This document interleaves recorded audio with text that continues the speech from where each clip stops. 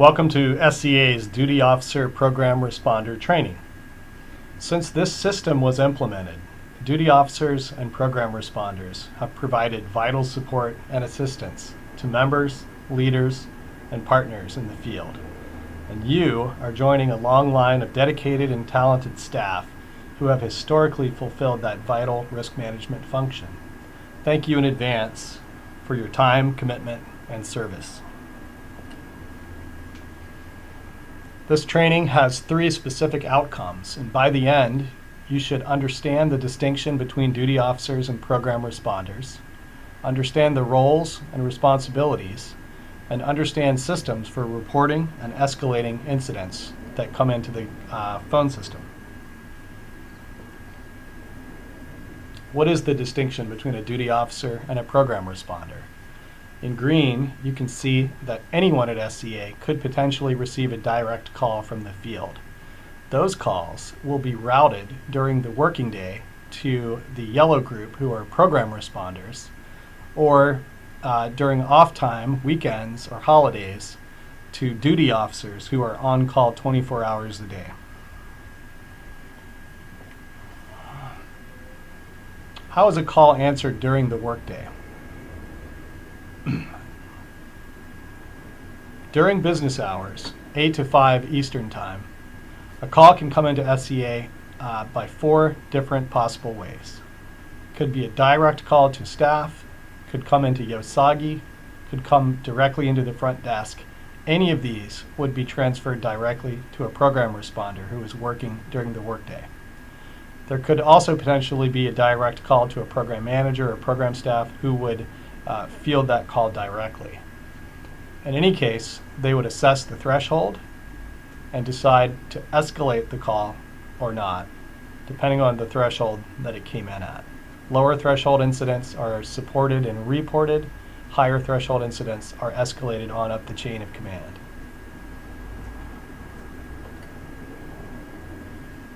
After working hours, it's a simpler system. A call would come in via Yosagi directly to the duty officer on call, or the call could come in directly to a program manager. In any case, they're going to go through exactly the same steps, assessing the threshold of that incoming incident and deciding to escalate it or not, either to support and report lower threshold incidents or escalate higher threshold incidents.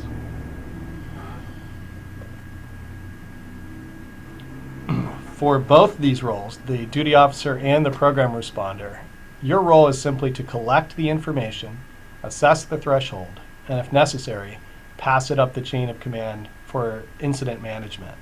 You may be answering questions from the field and providing advice unrelated to an emergency incident. Many of the calls that come into the Yosagi line are in fact not crisis emergency management situations, but simply providing support, advice, or counsel to folks in the field. Job requirements. First, you should have already read the ERS handbook by the time you're watching this video. Second, this online training and the quiz that accompanies this training will test you in your understanding of our emergency response system. And finally, to serve as a duty officer, it's important that you refrain from consuming alcohol or any mind-altering drugs, prescribed or non-prescribed, that would affect your performance as a duty officer or program responder. How do you prepare to be on call as a duty officer? First, we have regular monthly and bi-monthly trainings that take place.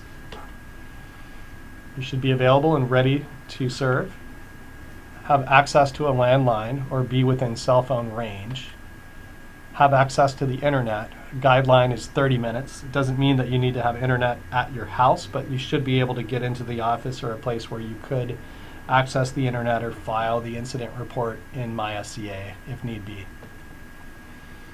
You should be able to instantly access the ERS handbook and the field operating standards. And having a paper incident report form on hand could be useful.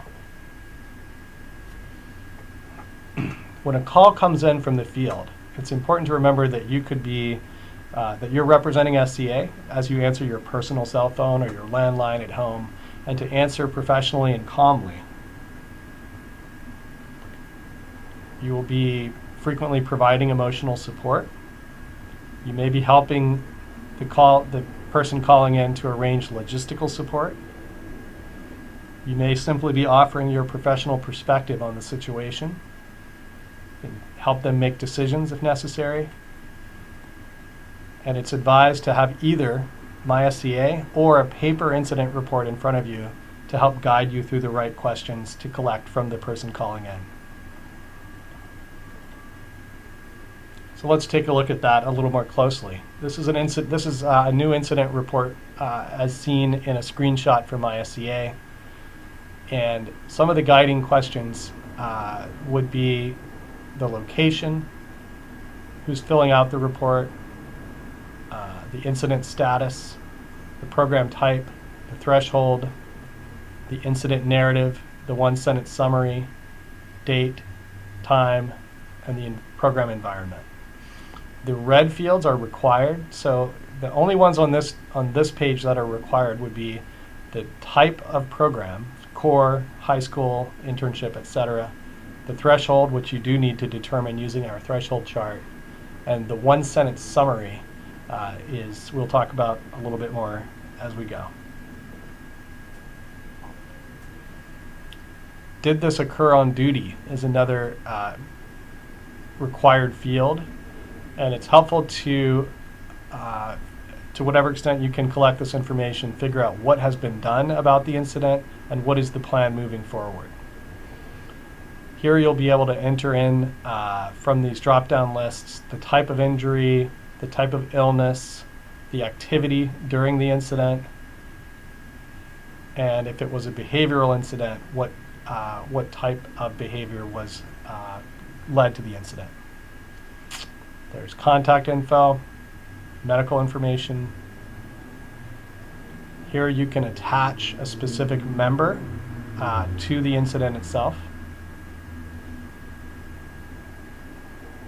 If this is a workers' comp or a vehicle incident, there will be a separate page here to fill out.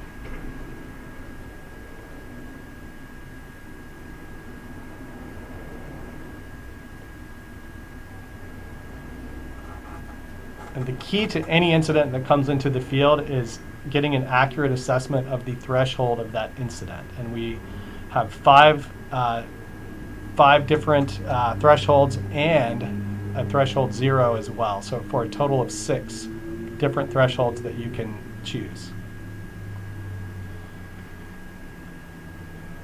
We'll look at these a little more closely. It's first important to make a distinction between a near miss and an incident. A near miss is something that would have been an incident had there been a slight difference in timing or location. An incident is an occurrence that actually causes physical or emotional damage to people or property, including behavioral incidents. So any near miss would be a threshold 0. Any incident would be classified as either threshold 1 through 5. So back to this chart. Here's the threshold 0 near miss. Threshold 1 is considered a routine incident with local management. Threshold 2 is a routine incident with local and national support.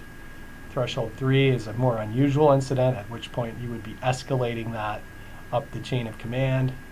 Threshold 4 is a serious threat to life or limb that leads to an urgent national response. Threshold 5s are true crisis, natural disasters, leads to the highest level of national response that we have available. There's a chart in your ERS handbook that talks through different categories, behavioral incidents, medical incidents, and these are organized in order of threshold. So lower threshold examples will be at the beginning, and it will proceed up through threshold 2, 3, 4, and in some cases threshold 5 examples of the different kinds of incidents.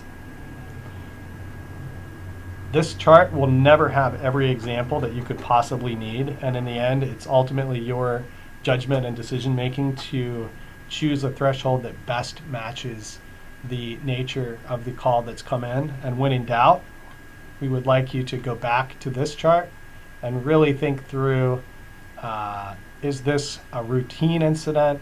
Is it an unusual incident? Or is it more of a crisis? And place it somewhere within this threshold accordingly.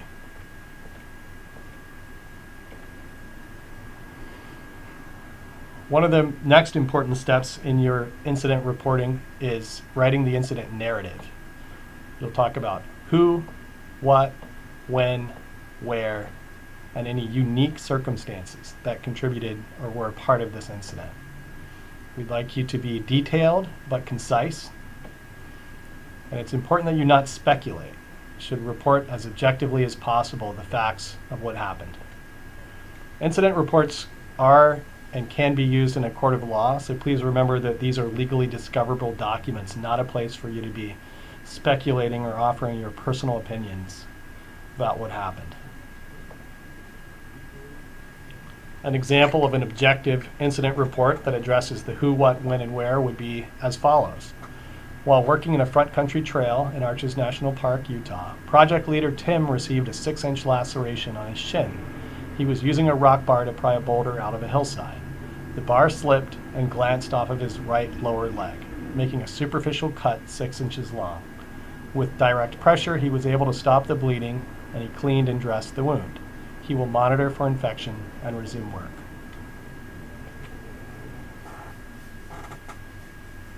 Again, that narrative would go in this box here, incident narrative. There's another box you see called one-sentence summary, and this is the body of the email that is automatically sent by MySCA as you submit the incident report. One-sentence summaries are different than narratives in that we would like them to be truly succinct one-sentence summaries that hit some of the same points.